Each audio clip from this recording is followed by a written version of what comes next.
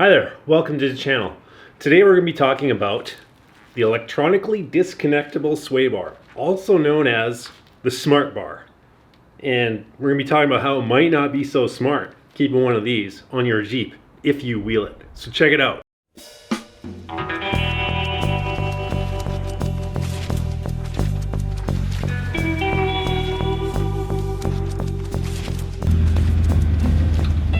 A lot of trails demand flex.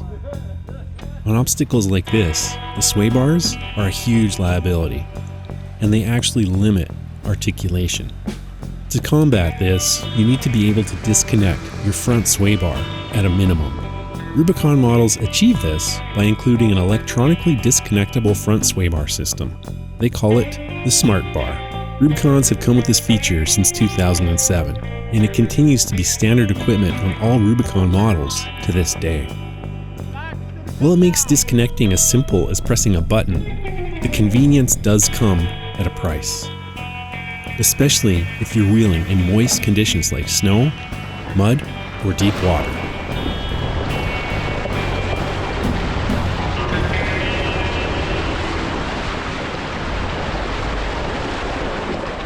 So in principle, these things are actually pretty cool. You know what it does is it basically allows the sway bar to act independently, or with the flick of a switch, it locks it up. So it's super cool. When it works. Like all things electronic, there are a few potential failure points. The mechanism is really quite simple. It has a locking gear that moves side to side. This movement connects or disconnects the two halves of the sway bar. The most common failure is the slide mechanism getting clogged with debris or even corrosion.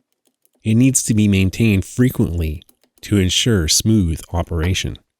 The more critical failure point is the connector. And if this shorts out, I believe it takes the CAN bus with it. And if you're on some obscure trail and you get a major electrical problem like that, your day just went from bad to worse. A lot of people rag on Jeep for this thing. You know, I noticed a couple comments on the repair video about Toyota guys saying, "Oh, Jeep, engineers suck. Toyotas are awesome." Well, last time I checked, Toyotas don't have one of these in the first place. So screw all y'all. Since I re-lubed and cleaned out this sway bar, it's worked perfectly each time I've taken it out. But that being said, I have lost faith in the Jeep engineers in this front. You know, for the recreational crawler, sure, why not? But like I said, I'm getting into a little bit more robust, trail systems, and I just think this thing no longer matches my level of trail requirements. So it's going out. And I'll be replacing the Smartbar with this conventional bar from a non-Rubicon model. I have the TerraFlex ST3 lift on my Jeep, which includes a very easy disconnect system. Incidentally, that's the first step in the removal of my Smartbar. Then I disconnect the connector and remove the 4 bolts holding the sway bar in place.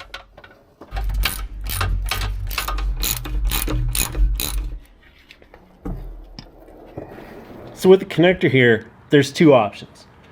You fill it with electrical grease, double bag it, and stash it up under the frame here somewhere.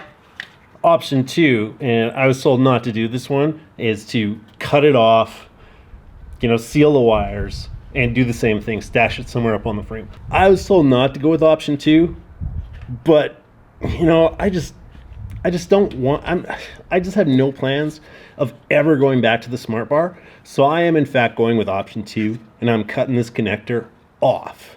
As with anything electrical, always disconnect the battery before you cut any wires. Even though I am removing the fuse, more on that later, I still sealed off the wires with electrical tape. Make sure they are individually wrapped.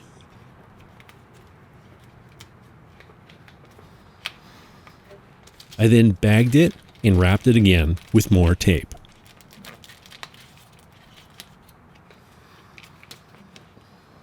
I used a zip tie to seal it off as best I could. I used one more zip tie to mount it to the frame. Now let's talk about that fuse. So be sure to pull J11. That ensures that absolutely no power is going to those wires that I just cut. In my opinion, this is a very crucial step. Even though the wires are sealed, I don't want any power going to them. Next up, let's get the manual sway bar prepped. The bushings will be seated near the curve of the bar, but final alignment will have to be done under your Jeep. Press on the stabilizer bar brackets. Then we slide the bar into place and bolt it up.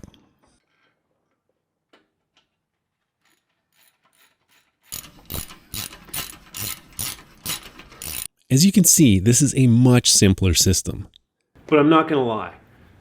It doesn't matter how easy your quick disconnect system is going to be. It's never going to be as convenient as pressing a button. Now, if you are a recreational crawler, you don't do any hardcore trails, you do it very infrequently, stick with the Smartbar, honestly. But if you are going in wet environments, don't run the risk, do yourself a favor, get rid of it.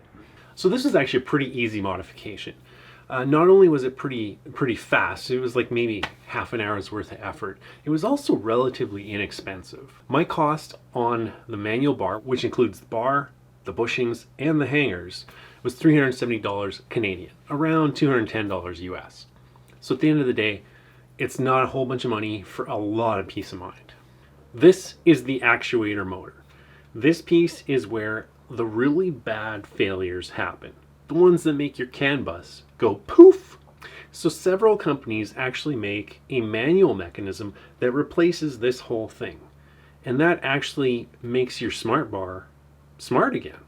Not only are the manual actuators just a little bit cheaper, they're also a little bit easier to use.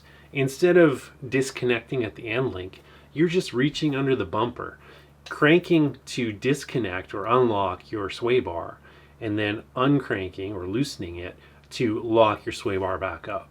But whatever you do, one of the most important things is don't forget to pull J11. If you replace this with a manual mechanism, pull J11. If you're going to a manual bar like I did, pull J11. You don't want any unnecessary power going to that system if you don't need it. There's one more step you have to do before this installation is completed. Using a programmer like my old school ProCal, you have to unprogram your sway bar. If you don't do this, there's going to be a blinking light on your dash that will drive you within an inch of your sanity. So there's a ton of these programmers available on the market. In fact, I don't even think AEV still manufactures the ProCal. So this is like as old as the hills. Don't go searching for this one. I don't think it exists anymore.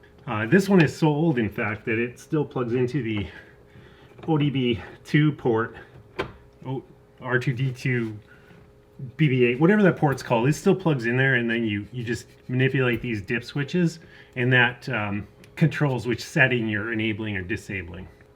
But whichever programmer you choose, like the Taser, for example, that's a very popular one, just make sure it has the ability of disabling the sway bar disconnect feature. So I hope you liked my video on replacing your Smartbar with a manual bar from a non-Rubicon model. If you did like this video, give me a like, send me a comment or two, and don't forget to subscribe. In the meantime, I'm out of here. And I'm probably going to be installing a heater in my shop because it's dang cold.